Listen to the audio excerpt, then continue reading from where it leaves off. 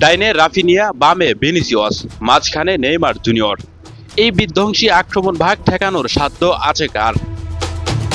অবশেষে দীর্ঘ প্রতীক্ষার অবসান ঘটিয়ে নেইমার জুনিয়রকে নিয়ে 2026 বিশ্বকাপের জন্য 26 জনের ভয়ঙ্কর এক দল ঘোষণা করেছেন ব্রাজিল কোচ কার্লো আনচেলত্তি, যেখানে অভিজ্ঞতার সঙ্গে জায়গা পেয়েছেন তরুণ প্রতিভাবান ফুটবলাররাও। আর সবচেয়ে বড় খবর হচ্ছে 2023 সালের পর আবারও বিশ্বকাপের মঞ্চে ফিরলেন ব্রাজিলের পোস্টার বয় নেইমার জুনিয়র। যে নেইমারের জন্য রাত দিন ভর শুধু অপেক্ষার প্রহর গুনছিল যে ব্রাজিল দলে কবে দেখা যাবে ব্রাজিল ফ্যানদের আবেগ ও ভালোবাসার আরেক নাম নেইমার জুনিয়রকে।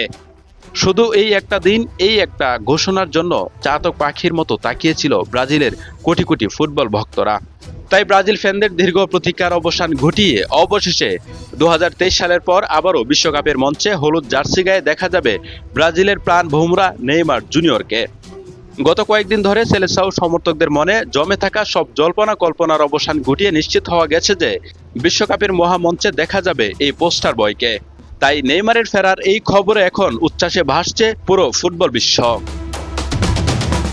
তবে ব্রাজিল কোচ কার্লো আনচেলত্তি এবারের দল গঠনে অভিজ্ঞতার পাশাপাশি তরুণ প্রতিভাদের উপরও দারুণ ভরসা রেখেছে। তাই বলা যায় রাফিনিয়া, ভিনিসিয়াস আর নেইমারের এই ক্রয়ই যে কোনো মুহূর্তে প্রতিপক্ষের রক্ষণভাগকে ছিন্ন ভিন্ন করে দিতে পারে। এছাড়া তরুণ এনরিক ও মার্তিনেলির মতো ফুটবলাররা আক্রমণে এনে দিতে পারেন বাড়তি বিস্ফোরণ। তাই এবারের ব্রাজিল স্কোয়াডের সবচেয়ে বড় শক্তির জায়গা ও মূল আকর্ষণ হতে যাচ্ছে তাদের এই সাজানো গোছানো বিধ্বংসী আক্রমণ ভাগ।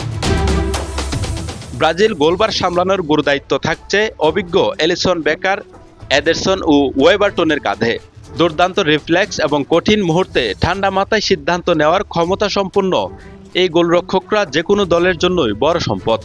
বিশেষ করে এলিসন ও এডারসনের বড় ম্যাচে খেলার অভিজ্ঞতা দলকে বাড়তি আত্মবিশ্বাস যোগাবে। রক্ষণভাগেও তৈরি করা হয়েছে এক দুর্ভেদ্য দেয়াল। অভিজ্ঞ মার্কিনিউস ডিফেন্সের নেতৃত্ব দেবেন, যার সঙ্গে থাকছেন শারীরিক শক্তি ও নিখুঁত ট্যাকেলের জন্য পরিচিত গ্যাব্রিয়েল ম্যাগালাইস ও প্রেমার। তাছাড়া দুই প্রান্ত দিয়ে আক্রমণের গতি বাড়াতে প্রস্তুত আলেক্সান্দ্রো ও দানিলো। এবং রক্ষণভাগকে আরও ভারসাম্যপূর্ণ করতে স্কোয়াডে রাখা হয়েছে ডগলাস সান্তোস, ইবানিয়েস, লেও পেরেরা ও ওয়েসলির মতো প্রতিভাবানদেরও। তবে এবার মাঝমাঠে অভিজ্ঞতা ও সৃজনশীলতার এক দারুণ সমন্বয় দেখা যাবে। প্রতিপক্ষের আক্রমণ মাঝপথেই নস্যাৎ করে দিতে ক্যাসেমিরো যেমন সিদ্ধস্ত, তেমনি নিখুঁত পাসে ম্যাচের গতি বদলে দিতে পারেন ব্রুনো গিমারাইস। আর তাদের সাথে আছে প্রতিপক্ষের ডিফেন্স ভেঙে ফাঁক তৈরি করতে উস্তাদ অভিজ্ঞ লুকাস পাকেতা। শুধু তাই না, মাঝমাঠের শক্তি ও নিয়ন্ত্রণ ধরে রাখতে দলে আরও থাকছেন ফাবিনিও ও দানিলো সান্তোসের মতো তরুণ তুর্কিরাও। তাই বলা যায় অভিজ্ঞতা, তারুণ্য, গতি আর সৃজনশীলতার এক নিখুঁত মিশ্রণে তৈরি করা হয়েছে ব্রাজিলের এই 26 জনের চূড়ান্ত স্কোয়াড। এবং নেইমারের প্রত্যাবর্তনকে ঘিরে হেক্সা জয়ের নতুন স্বপ্ন দেখতে শুরু করেছে ব্রাজিল ভক্তরা। এখন দেখার বিষয় এই শক্তিশালী দল নিয়ে বিশ্বমঞ্চে কতটা সফল হতে পারেন সেলেসাও বাহিনী। আগামী 14 জুন মরক্কোর বিপক্ষে ম্যাচ দিয়ে বিশ্বকাপ অভিযান শুরু করবে 5 বারের বিশ্ব চ্যাম্পিয়নরা। এরপর 20 জুন প্রতিপক্ষ হাইতি এবং 25 জুন গ্রুপ পর্বের শেষ ম্যাচে তারা মুখোমুখি হবে স্কটল্যান্ডের বিপক্ষে। তাই এক নজরে দেখে নেওয়া যাক ব্রাজিলের চূড়ান্ত 26 জনের স্কোয়াডে কারা কারা থাকছে। গোলরক্ষক হিসেবে অভিজ্ঞ এলিসন বেকার, এডারসন ও ওয়েবারটন।